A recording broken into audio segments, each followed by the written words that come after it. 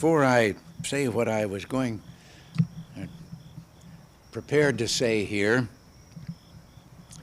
I think that all of us ought to join in a happy birthday. There is a period in which you can tell a lady's age, when it's Irene Marcos and it's her 22nd birthday. Happy birthday.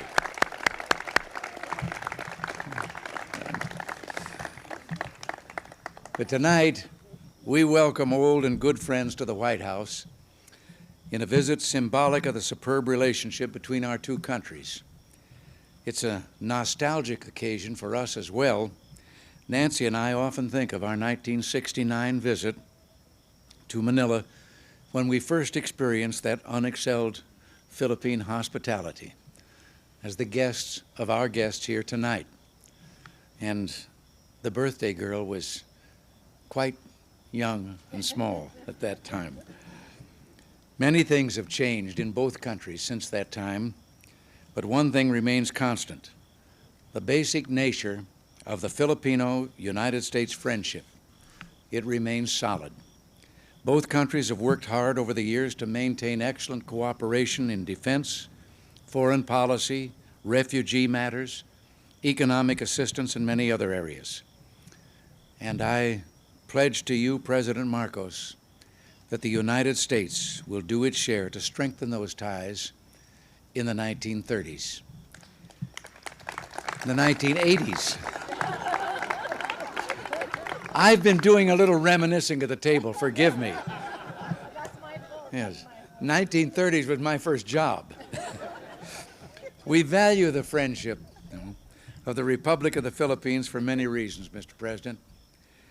Our intertwined histories during the first 50 years of this century left its imprint on your institutions of government, your educational system, and your public services, such as public health, and the widespread use of the English language as a result of that era.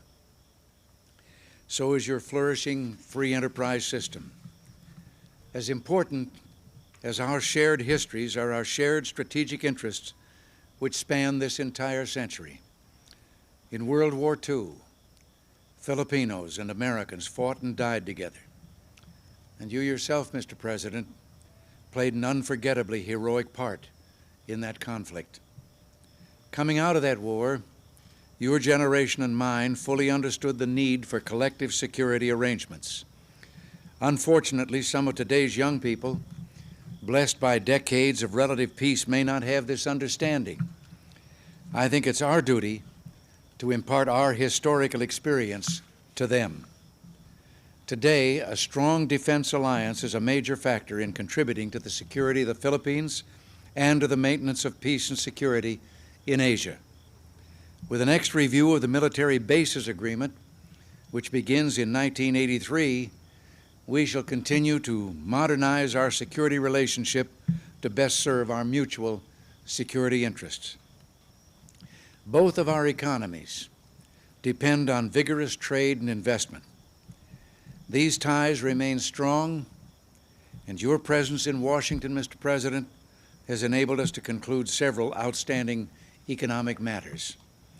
President Marcos, we have accomplished a great deal together over the years. We will all do more in the years to come.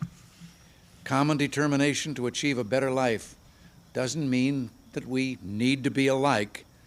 We need only to treat one another in a spirit of generosity and mutual respect. If we do that, our continuing commitment to one another, resting as it does on many years of close relations, will be solid now and for the future. Amen.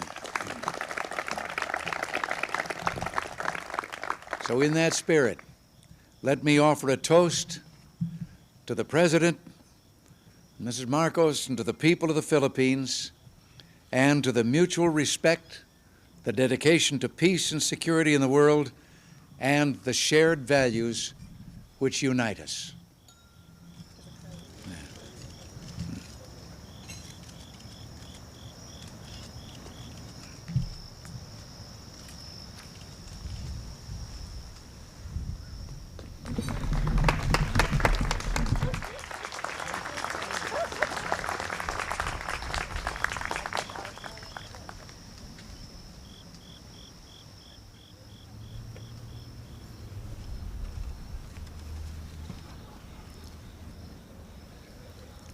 Mr. President and Mrs. Reagan, distinguished guests, my friends,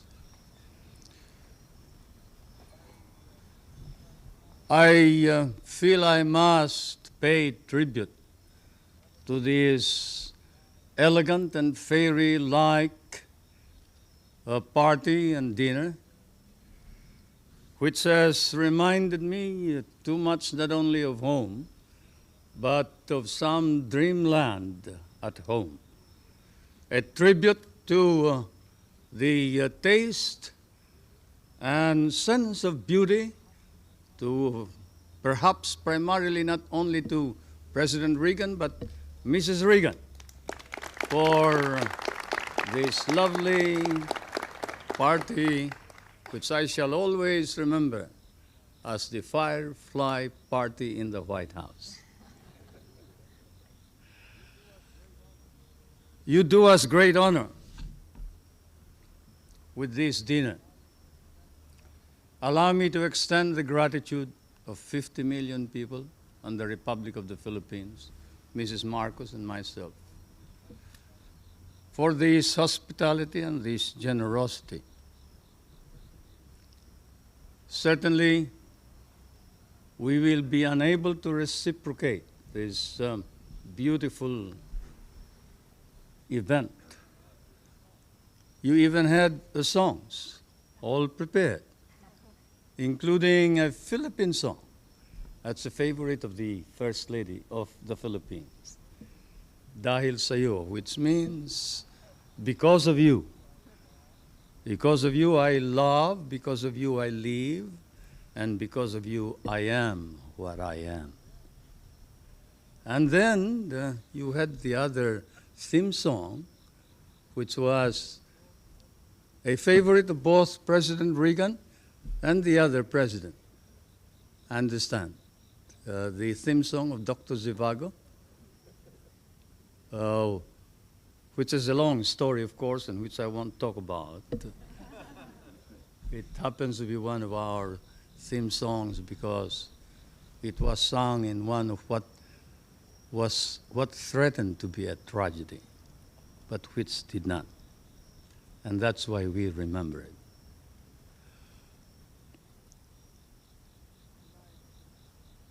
Tonight, the Philippines once again is obligated to you, Mr. President, for your kind and generous words. And the periods of difficulty, and perhaps therefore it is not too rash to say that it is proper to use the appellation friendship between the American and the Filipino. That friendship, that abiding friendship, we cherish and cherish deeply.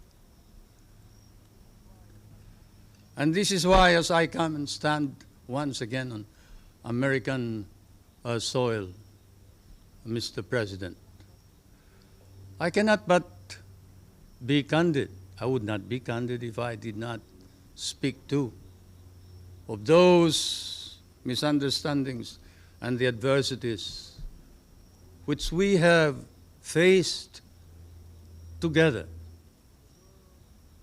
For the world faces challenge and change. We are in a period of ferment. As one of your great writers has said, you have passed through a period of torment, an ordeal, perhaps of tragedy, as you experienced the assassination of some of your American leaders, constitutional crisis in the presidency, the trauma of Vietnam, and occasionally doubts about your own capability. Certainly, as we look around in Asia, the countries of that part of the world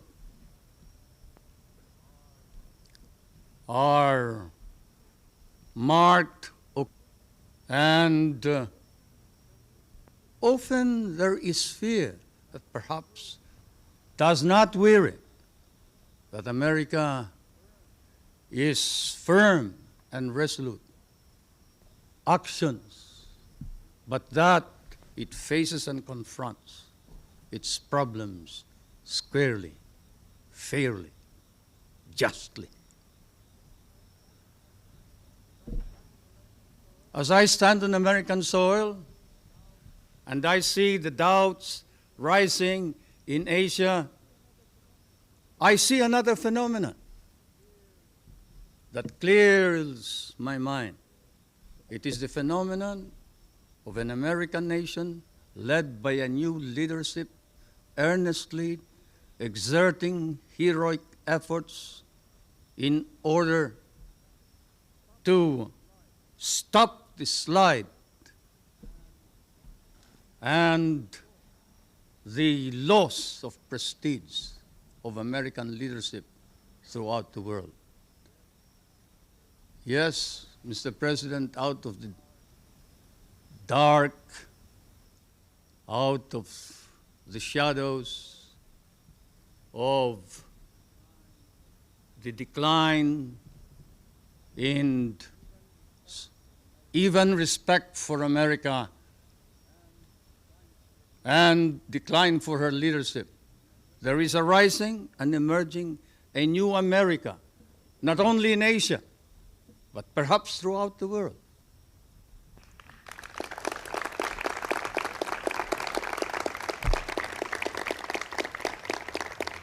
The stakes are high, Mr. President. Let there be strength and greatness for the American nation, for only then can there be hope for us, the poorer nations, and let America reclaim her role, her historic place, and her historic relationship with the poorer nations of the world, the members of the third world, my world, for that is your rightful place, Mr. President. America, this strength and capability to reclaim her natural place and historic relationship with all the nations and with other nations, reestablish order in our anxious, troubled world. We pray for this, we hope for this. Not only the big nations, but especially the small ones. And so may I ask you to rise and join me to a toast to the continued health and success of the President of the United States, the prosperity and the strength of the American people, and the friendship of the peoples of the United States and the Philippines.